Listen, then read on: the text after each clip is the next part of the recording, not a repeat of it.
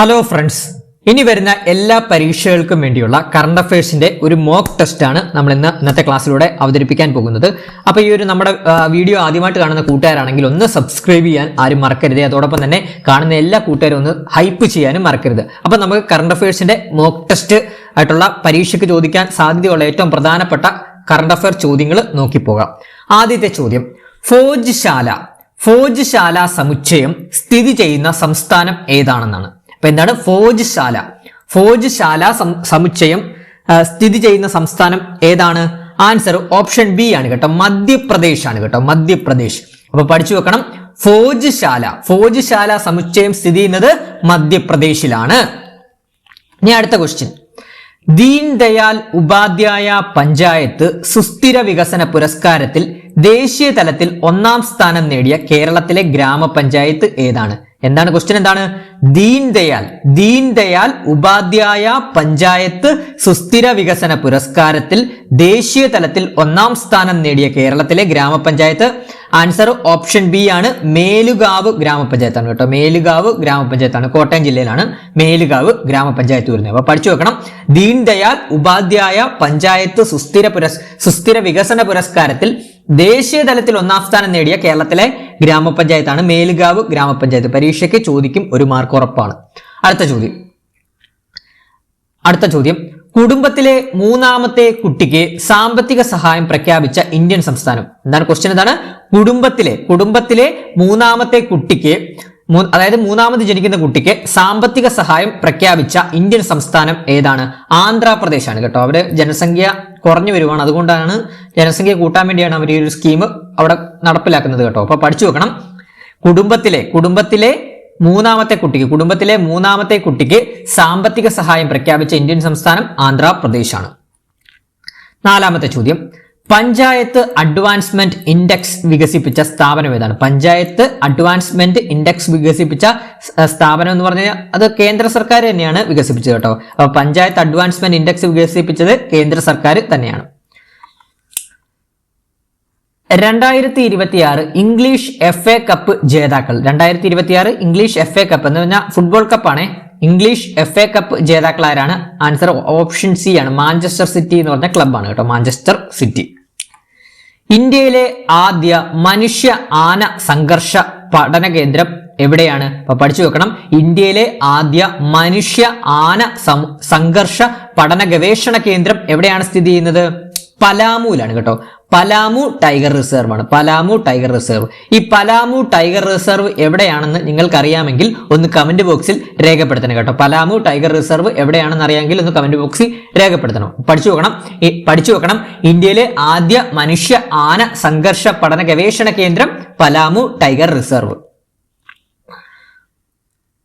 അടുത്ത ചോദ്യത്തിലോട്ട് പോവാം. സുപ്രീം കോടതിയിലെ ആകെ ജഡ്ജിമാരുടെ എണ്ണം എത്രയായി? അപ്പൊ നിലവിൽ സുപ്രീം കോടതിയിലെ ആകെ ജഡ്ജിമാരുടെ എണ്ണം എത്രയായി? ആൻസർ ഓപ്ഷൻ സി ആണ്, 38 ആണ് കേട്ടോ. അപ്പൊ സുപ്രീം കോടതിയിലെ ആകെ ജഡ്ജിമാരുടെ എണ്ണം എത്രയാണ്? 38 ആണ് ഇപ്പൊ നിലവിൽ. ആനമംഗലം ചോള ചേപ്പേടുകൾ ഇന്ത്യക്ക് തിരിച്ചു നൽകിയ രാജ്യം ഏതാണ്? പരീക്ഷയ്ക്ക് ചോദിക്കാം. ആനമംഗലം ചോള ചേപ്പേടുകൾ ഇന്ത്യക്ക് തിരിച്ചു നൽകിയ രാജ്യം ഏതാണ്? ആൻസർ ഓപ്ഷൻ ബി ആണ്, നെതർലൻഡ്സ് ആണ് കേട്ടോ. അപ്പൊ ആനമംഗലം ചോള ചേപ്പേടുകൾ ഇന്ത്യക്ക് തിരിച്ചു നൽകിയ രാജ്യം ഏതാണ്? നെതർലൻഡ്സ് ആണ് കേട്ടോ, നെതർലൻഡ്സ്. കേരള നിയമസഭയുടെ പുതിയ സ്പീക്കർ ആരാണ്? കേരള നിയമസഭയുടെ പുതിയ സ്പീക്കർ ആരാണ്? നമുക്ക് എല്ലാവർക്കും അറിയാം, ഓപ്ഷൻ ബി തിരുവഞ്ചൂർ രാധാകൃഷ്ണൻ ആണ് കേട്ടോ. പഠിച്ചു വെക്കണം, കേരള നിയമസഭയുടെ പുതിയ സ്പീക്കർ ആരാണ്? തിരുവഞ്ചൂർ രാധാകൃഷ്ണൻ. തിരുവഞ്ചൂർ രാധാകൃഷ്ണന്റെ നിയമസഭാ മണ്ഡലം കോട്ടയം നിയമസഭാ മണ്ഡലമാണ്. ഇനി അടുത്തത്, കേരള നിയമസഭയുടെ പുതിയ ഡെപ്യൂട്ടി സ്പീക്കർ ആരാണ്? കേരള നിയമസഭയുടെ പുതിയ ഡെപ്യൂട്ടി സ്പീക്കർ ആരാണ്? ആൻസർ ഓപ്ഷൻ ബി ആണ്, ഷാനിമോൾ ഉസ്മാൻ ആണ് കേട്ടോ. പഠിച്ചു വെക്കണം, കേരള നിയമസഭയുടെ പുതിയ ഡെപ്യൂട്ടി സ്പീക്കർ ആരാണ്? ഷാനിമോൾ ഉസ്മാൻ ആണ്. ഷാനിമോൾ ഉസ്മാന്റെ നിയമസഭാ മണ്ഡലം അരൂരാണ് കേട്ടോ. നിയമസഭാ മണ്ഡലം ഏതാണ്? അരൂരാണ്. അതോടൊപ്പം തന്നെ കേരള നിയമസഭയുടെ പുതിയ ചീഫ് വിപ്പ് ആരാന്ന് ചോദിക്കാം, അപ്പു ജോൺ ജോസഫ് ആണ് കേട്ടോ. അപ്പൊ കേരള നിയമസഭയുടെ പുതിയ ചീഫ് വിപ്പ് ആരാണ്? Appu John Joseph. Appu John ജോസഫിന്റെ നിയമസഭാ മണ്ഡലം തൊടുപുഴയാണ്.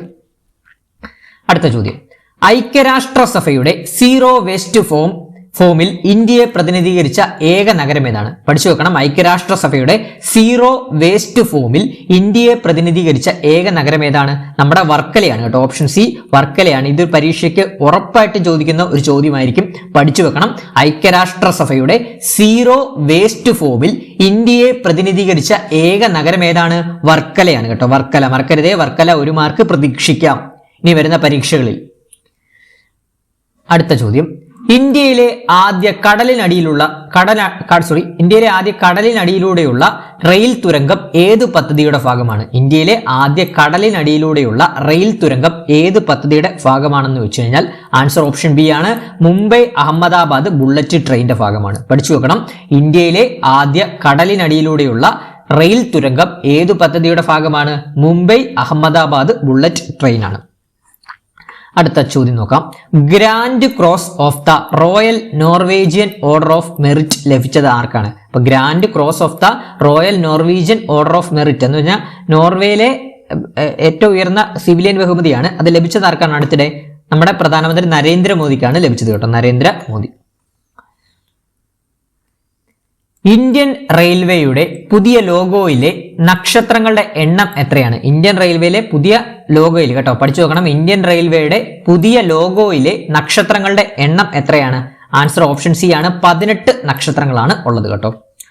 വിവരാവകാശ നിയമത്തിന്റെ പരിധിയിൽ വരാത്തതായി പ്രഖ്യാപിച്ച സ്ഥാപനം ഏതാണ്? BCCI ആണ് കേട്ടോ. പഠിച്ചു നോക്കണം. BCCI ആണ്. അപ്പൊ എന്താണ്? വിവരാവകാശ നിയമത്തിന്റെ പരിധിയിൽ വരാത്തതായി അടുത്തിടെ പ്രഖ്യാപിച്ച സ്ഥാപനം BCCI. BCCI എന്നാണ് board of cricket council of India എന്നാണ് കേട്ടോ BCCI വരുന്നത്. അടുത്ത ചോദ്യം, ഇക്കിഗായ് എന്ന ആശയം പ്രചോദനമായ കേരള സർക്കാരിന്റെ പദ്ധതി എന്താണ്? ഇക്കിഗായ് കേട്ടോ. പഠിച്ചു വെക്കണേ. ഇക്കിഗായ് ആശയം പ്രചോദനമായ കേരള സർക്കാരിന്റെ പദ്ധതി വയോജനക്ഷേമമാണ് കേട്ടോ. വയോജനക്ഷേമം പഠിച്ചു വെക്കണം. ഇക്കിഗായ് എന്ന് പറഞ്ഞാൽ ജപ്പാനിലുള്ളൊരു ആശയമാണ്. ഇക്കിഗായ് വയസ്സായവരെ ഉന്നമനത്തെ കുറിച്ചൊക്കെ ഉള്ളൊരു ആശയമാണ് ഇക്കിഗായ് എന്ന് പറഞ്ഞത്. ആ ഇക്കിഗായ് ആശയത്തിനെ ഉൾക്കൊണ്ടും അതിന്റെ പ്രചോദനത്തിന്റെ അടിസ്ഥാനമാക്കിയാണ് കേരളത്തിലെ വയോജനക്ഷേമ വകുപ്പ് ഇവിടെ രൂപീകരിച്ചത്. അപ്പോൾ പരീക്ഷയ്ക്ക് ചോദിക്കാം, കേരളത്തിലെ ആദ്യ വയോജന ക്ഷേമ വകുപ്പിന് അഥവാ പ്രഥമ വയോജന കമ്മീഷന്റെ ചെയർമാൻ ആരാന്ന് ചോദിക്കാം. ആരാണ്? അഡ്വക്കേറ്റ് കെ സോമപ്രസാദ് ആണ് കേട്ടോ. പഠിച്ചു വെക്കണം. ഇക്കിഗായ് ആശയം വയോജനക്ഷേമവുമായിട്ട് ബന്ധപ്പെട്ടിരിക്കുന്നു. ഇനി അടുത്ത ചോദ്യത്തിലോട്ട് പോകുന്നതിന് മുമ്പ് നമ്മളൊരു കറണ്ട് അഫയേഴ്സ് ബാച്ചിന്റെ കാര്യം നിങ്ങൾക്ക് മുമ്പിൽ പറയേണ്ടതായിട്ടുണ്ട്. നമ്മൾ ടെലഗ്രാമിലും വാട്സപ്പിലുമായിട്ട് ഒരു കറണ്ട് അഫയേഴ്സ് ബാച്ച് സ്റ്റാർട്ട് ചെയ്തിട്ട് ഏകദേശം 1 മാസത്തോളമായി. പക്ഷേ നമ്മുടെ ലൈവ് ക്ലാസ്സസ് ആണ് അവിടെ പ്രൊവൈഡ് ചെയ്യുന്നത് കേട്ടോ. എല്ലാ ദിവസവും വൈകുന്നേരമാണ് ക്ലാസ്സസ് പ്രൊവൈഡ് ചെയ്യുന്നത്. ലൈവ് പ്ലസ് റെക്കോർഡഡ് ആണ്. നമ്മൾ എടുത്ത ലൈവ് ക്ലാസ്സുകളുടെ എല്ലാ റെക്കോർഡഡ് സെക്ഷൻ നിങ്ങൾക്ക് ലഭിക്കുന്നതായിരിക്കും. അപ്പോൾ നിങ്ങൾ ഇപ്പോൾ ഈ ഒരു ബാച്ചിൽ ജോയിൻ ചെയ്യുവാണെങ്കിലും എടുത്ത ക്ലാസ്സുകളുടെ എല്ലാ റെക്കോർഡഡ് സെക്ഷൻ നിങ്ങൾക്ക് അവൈലബിൾ ആയിട്ട് ആക്സസ് ചെയ്യാൻ സാധിക്കുന്നതായിരിക്കും. അതോടൊപ്പം തന്നെ PDF നോട്ട്സ് എല്ലാം നമ്മൾ എടുക്കുന്ന എല്ലാ കറണ്ട് അഫയേഴ്സിന്റെ PDF നോട്ട്സ് നിങ്ങൾക്ക് അവൈലബിൾ ആയിട്ട് ലഭിക്കുന്നതായിരിക്കും. അതുപോലെ തന്നെ വീക്കിലി മോക്ക് ടെസ്റ്റുകൾ നമ്മൾ കണ്ടക്ട് ചെയ്യാറുണ്ട്. പിന്നെ റിവിഷൻ ഓറിയന്റഡ് ആയിട്ടാണ് നമ്മൾ ഈ ഒരു ബാച്ചിൽ ക്ലാസ്സുകൾ എടുക്കുന്നത്. അതായത് ടോപ്പിക് വൈസ് ആയിട്ടും കറണ്ട് അഫയേഴ്സ്, അതുപോലെ തന്നെ 2025 മുതൽ 2026 മെയ് വരെയുള്ള എല്ലാ മാസത്തിലെയും മന്ത്ലി കറണ്ട് അഫയേഴ്സും നമ്മൾ എടുത്തിട്ടുണ്ട്. ആ മന്ത്ലി കറണ്ട് അഫയേഴ്സിന്റെ ക്ലാസ്സും നോട്ട്സും എല്ലാം ഈ ഒരു ബാച്ചിൽ അവൈലബിൾ ആയിട്ട് നിങ്ങൾക്ക് ലഭിക്കുന്നതായിരിക്കും.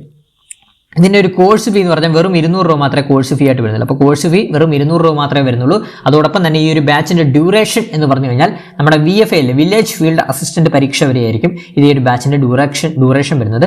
അതിനുശേഷം നിങ്ങൾക്ക് അടുത്ത വർഷം നടക്കുന്ന LDC 2027 എക്സാമത്തിനും ഈ ഒരു ബാച്ച് ഉപകാരപ്രദമാവുന്നതായിരിക്കും. കാരണം 2025 മുതൽ ഇപ്പോൾ വരെയുള്ള കറണ്ട് അഫയേഴ്സ് പക്കയായിട്ട് ഈ ഒരു ബാച്ചിൽ ലഭിക്കുന്നതാണ്. നിങ്ങൾക്ക് ആക്സസ് ചെയ്യാൻ സാധിക്കുന്നതാണ്. നോട്ട്സും കാര്യങ്ങളും എല്ലാം അതെല്ലാം നിങ്ങൾക്ക് ഭാവിയിൽ നടക്കുന്ന LDC പരീക്ഷയ്ക്ക് ഉപകാരപ്രദമാവുന്നതായിരിക്കും.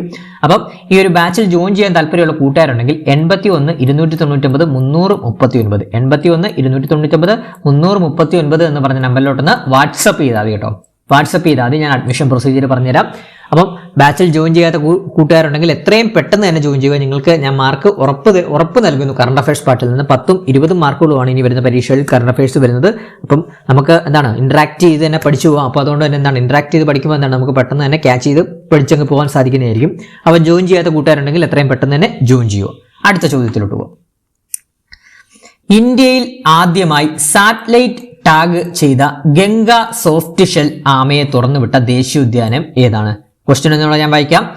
ഇന്ത്യയിൽ ആദ്യമായി സാറ്റലൈറ്റ് ടാഗ് ചെയ്ത ഗംഗ സോഫ്റ്റ് ഷെൽ ആമയെ തുറന്നുവിട്ട ദേശീയോദ്യാനം കാസിരംഗയാണ് കേട്ടോ. അപ്പം ഓപ്ഷൻ പഠിച്ചു നോക്കണേ. കാസിരംഗയാണ്. കാസിരംഗ ദേശീയോദ്യാനമുണ്ട്. കാസിരംഗ ദേശീയോദ്യാനം. ദക്ഷിണേന്ത്യയിലെ ആദ്യ വന്ദേ ഭാരത് സ്ലീപ്പർ സർവീസ് ഏത് റൂട്ടിലാണ്? ദക്ഷിണേന്ത്യയിലെ ആദ്യ Vande Bharat sleeper service root ഏത് റൂട്ടിലാണെന്നാണ് ചോദിച്ചിരിക്കുന്നത്. ബംഗളൂരു ടു മുംബൈ ആണ് കേട്ടോ. അപ്പോൾ വന്ദേ ഭാരത് ദക്ഷിണേന്ത്യയിലെ ആദ്യ വന്ദേ ഭാരതിന്റെ സ്ലീപ്പർ സർവീസ് എവിടെ മുതൽ എവിടെ വരെയാണ്? ബംഗളൂരു മുതൽ മുംബൈ വരെയാണ്. 2050 കാർബൺ ന്യൂട്രാലിറ്റി ലക്ഷ്യമിട്ട ആദ്യ നിയമസഭാ മണ്ഡലം ഏതാണ്? 2050 കാർബൺ ന്യൂട്രാലിറ്റി ലക്ഷ്യമിട്ട ആദ്യ നിയമസഭാ മണ്ഡലം ആൻസർ ഓപ്ഷൻ ബി ആണ്, കാട്ടാക്കടയാണ് കേട്ടോ. അപ്പൊ 2050 കാർബൺ ന്യൂട്രാലിറ്റി ലക്ഷ്യമിട്ട ആദ്യ നിയമസഭാ മണ്ഡലം കാട്ടാക്കടയാണ്. മലയാളത്തിലെ ആദ്യ സമ്പൂർണ്ണ AI ചിത്രം ഏതാണ്? അതായത് മലയാളത്തിലെ ആദ്യ സമ്പൂർണ്ണ AI ചലച്ചിത്രമാണ് ചോദിച്ചിരിക്കുന്നത്. ആൻസർ ഓപ്ഷൻ ബി ആണ് കേട്ടോ, വാഗ്ദത്ത ഭൂമിയാണ് കേട്ടോ, വാഗ്ദത്ത ഭൂമിയാണ്. പഠിച്ചു നോക്കണം. മലയാളത്തിലെ ആദ്യ സമ്പൂർണ്ണ ആർട്ടിഫിഷ്യൽ ഇന്റലിജൻസ് ചലച്ചിത്രം അഥവാ AI ചിത്രം ഏതാണ്? വാഗ്ദത്ത ഭൂമിയാണ്. ഇനി അടുത്ത ചോദ്യം, 2026 ഇന്റർനാഷണൽ ബുക്കർ പ്രൈസ് നേടിയ കൃതി ഏതാണ്? 2026 ഇന്റർനാഷണൽ ബുക്കർ പ്രൈസ് നേടിയ കൃതി ഏതാണ്? ആൻസർ ഓപ്ഷൻ ബി ആണ്, തായ്വാൻ ട്രാവലോഗ് ആണ്. ഇനി വരുന്ന പരീക്ഷകളിലെല്ലാം റിപ്പീറ്റ് ആയിട്ട് ചോദിക്കാൻ സാധ്യതയുള്ള ഒരു ചോദ്യം കൂടിയാണ്, പഠിച്ചു വെക്കണം. 2026 ഇന്റർനാഷണൽ ബുക്കർ പ്രൈസ് നേടിയ കൃതി ഏതാണ്? തായ്വാൻ ട്രാവലോഗ് ആണ് കേട്ടോ, തായ്വാൻ ട്രാവലോഗ് ആണ്. ഈ ഒരു കൃതി എഴുതിയത്, അതായത് ഇന്റർനാഷണൽ ബുക്കർ പ്രൈസ് ലഭിച്ചത് ആർക്കാണെന്ന് ചോദിച്ചു കഴിഞ്ഞാൽ യോങ് ഷുവാൻസിക്കാണ് കേട്ടോ. അപ്പൊ യോങ് ഷുവാൻസിയുടെ കൃതിയാണ് തായ്വാൻ ട്രാവലോഗ്. ഞാൻ ഒന്നുകൂടെ പറയാം, 2026 ഇന്റർനാഷണൽ ബുക്കർ പ്രൈസ് ജേതാവാരാണ്? യോങ് ഷുവാങ്സി കേട്ടോ, യോങ് ഷുവാൻസി. യോങ് ഷുവാൻസിയുടെ കൃതിയാണ് തായ്വാൻ ട്രാവലോഗ്. ഇന്ത്യയിലെ ആദ്യ AI വകുപ്പ് രൂപീകരിച്ച സംസ്ഥാനം ഏതാണ്? നമ്മുടെ കേരളമാണ് കേട്ടോ. അപ്പം ഇന്ത്യയിലെ ആദ്യ AI അഥവാ ആർട്ടിഫിഷ്യൽ ഇന്റലിജൻസ് വകുപ്പ് രൂപീകരിച്ച സംസ്ഥാനം കേരളമാണ്. ആദ്യമായിട്ട് രൂപീകരിച്ചത് കേരളമാണ്. കേരളത്തിനെ കണ്ട് രണ്ടാമത് രൂപീകരിച്ചത് തമിഴ്നാടാണ് കേട്ടോ. അപ്പൊ ഫസ്റ്റിൽ രൂപീകരിച്ചത് കേരളമാണ്. ഇനി കേരളത്തിലെ ആദ്യ AI വകുപ്പ് മന്ത്രി ആരാണ്? ആൻസർ ഓപ്ഷൻ ബി ആണ്, PK കുഞ്ഞാലിക്കുട്ടിയാണ്. പഠിച്ചു നോക്കണം. കേരളത്തിലെ ആദ്യ AI വകുപ്പ് മന്ത്രി ആരാണ്?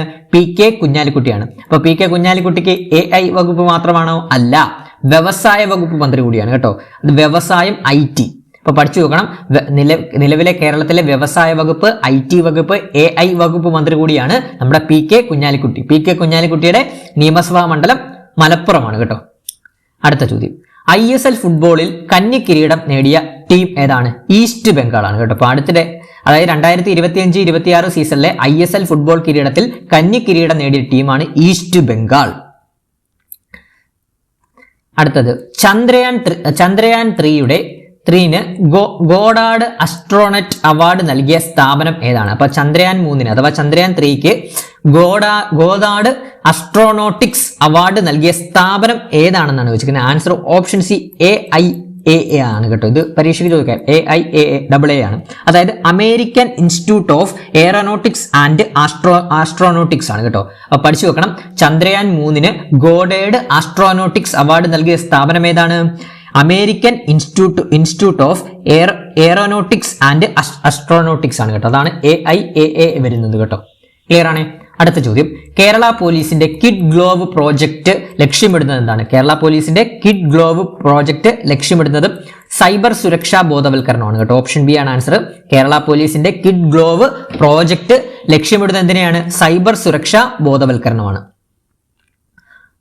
27 ശുക്രയാൻ ദൗത്യത്തിൽ ഇന്ത്യയുമായി സഹകരിക്കുന്ന രാജ്യം ഏതാണ്? ശുക്രയാൻ ദൗത്യത്തിൽ ഇന്ത്യയുമായി സഹകരിക്കുന്ന രാജ്യം ഓപ്ഷൻ ബി, സ്വീഡൻ ആണ് കേട്ടോ. സ്വീഡൻ ആണ്. പഠിച്ചു വെക്കണേ. ശുക്രയാൻ ദൗത്യത്തിൽ ഇന്ത്യയുമായി സഹകരിക്കുന്ന രാജ്യം സ്വീഡൻ.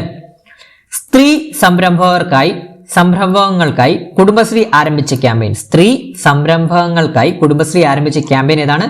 ഓപ്ഷൻ ബി ആണ്, പുനർജ്വാലയാണ് കേട്ടോ. അപ്പൊ സ്ത്രീ സംരംഭങ്ങൾക്കായി കുടുംബശ്രീ ആരംഭിച്ച ക്യാമ്പയിൻ പുനർജ്വാല.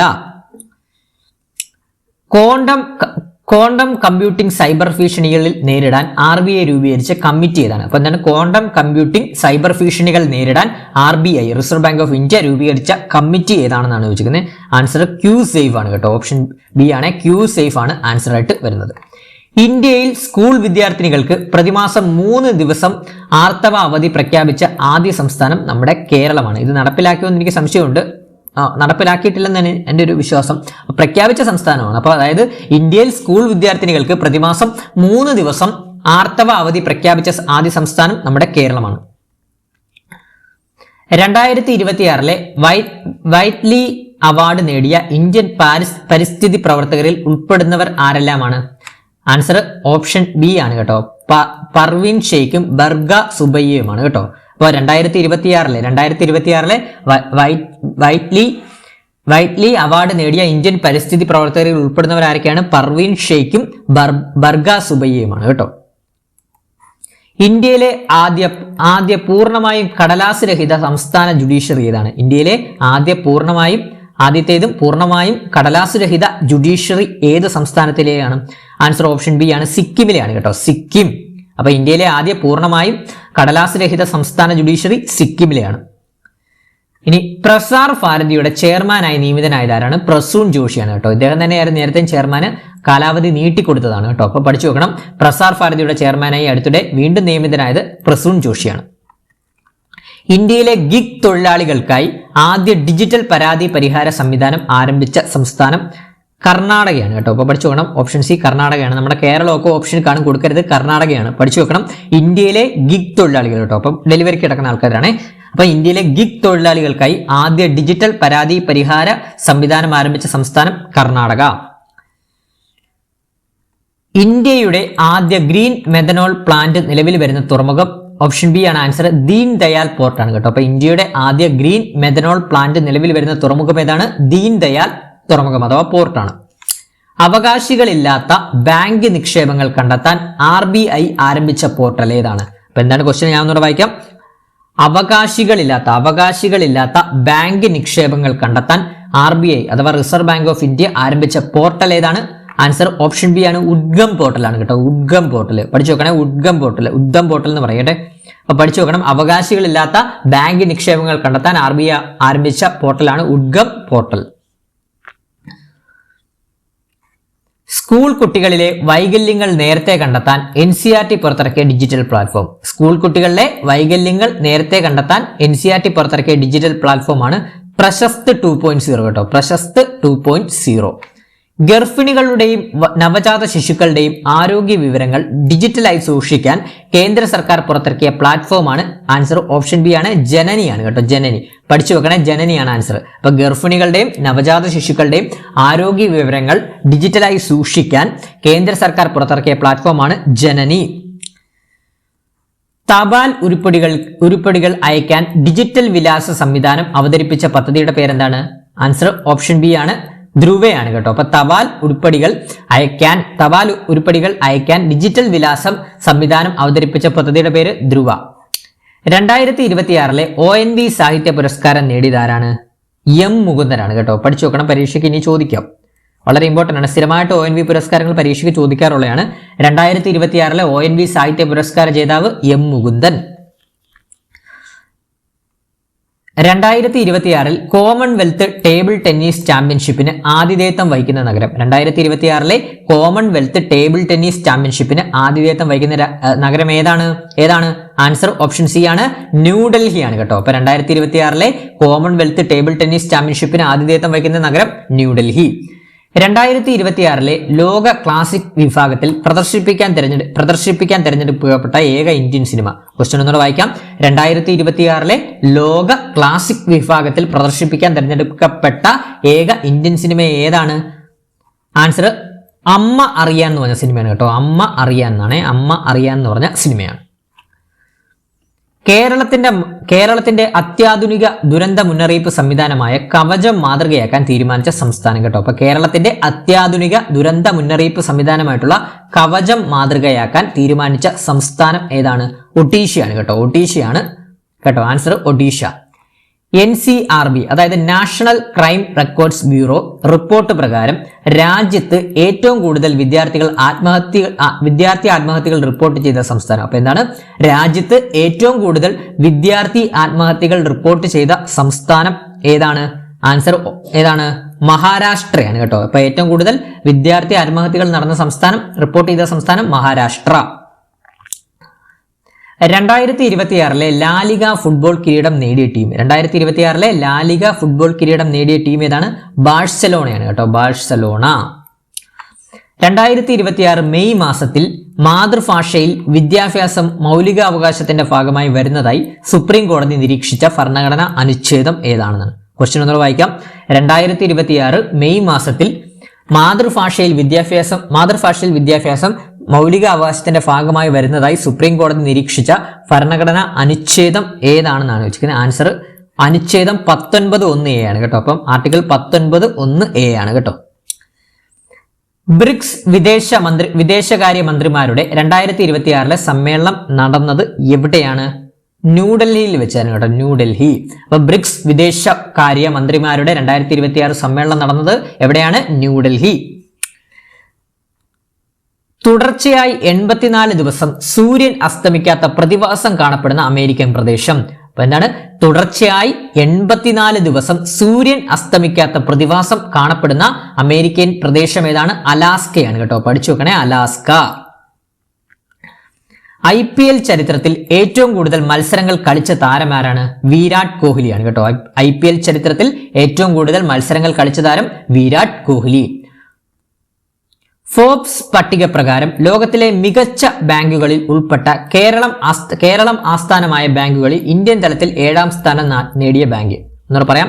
ഫോബ്സ് പട്ടികയാണ്. ഫോബ്സ് പട്ടിക പ്രകാരം ലോകത്തിലെ മികച്ച ബാങ്കുകളിൽ ഉൾപ്പെട്ട കേരളം ആസ്ഥാനമായ ബാങ്കുകളിൽ ഇന്ത്യൻ തലത്തിൽ 7ാം സ്ഥാനം നേടിയ ബാങ്ക് ഏതാണ്? നമ്മുടെ ഫെഡറൽ ബാങ്ക് ആണ് കേട്ടോ. ഓപ്ഷൻ സി ആണ് ആൻസർ. ഫെഡറൽ ബാങ്ക് ആണ് കേട്ടോ. ഫെഡറൽ ബാങ്ക് ആണ്.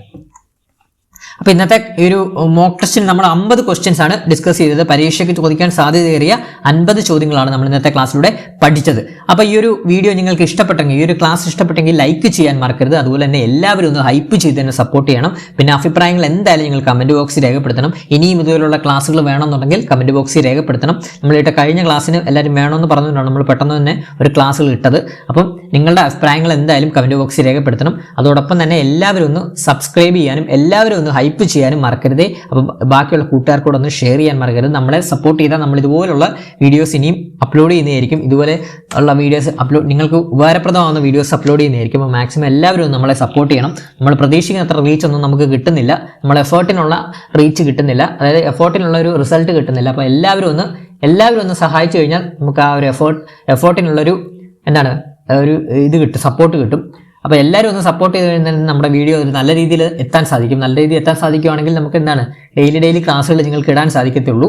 അപ്പോൾ നിങ്ങളൊന്ന് മനസ്സിലാക്കണം. അപ്പോൾ എല്ലാവരും ഒന്ന് നമ്മുടെ വീഡിയോ ഒന്ന് സപ്പോർട്ട് ചെയ്യണം. എങ്ങനെയാണ് നിങ്ങൾ സപ്പോർട്ട് ചെയ്യേണ്ടത്? ലൈക്ക് ചെയ്തും കമൻറ്റ് ചെയ്തും അതുപോലെ തന്നെ ഹൈപ്പ് ചെയ്തും. എല്ലാവരും ഹൈപ്പ് ചെയ്യുമ്പോൾ ബാക്കിയുള്ളവർക്ക് റെക്കമെൻഡേഷൻ, അതോടൊപ്പം തന്നെ ബാക്കിയുള്ള കൂട്ടുകാർക്കൊന്ന് ഷെയർ ചെയ്തും സപ്പോർട്ട് ചെയ്യണം. അപ്പോൾ ക്ലാസ് അവസാനം വരെ കണ്ട എല്ലാ കൂട്ടുകാർക്കും താങ്ക് യു.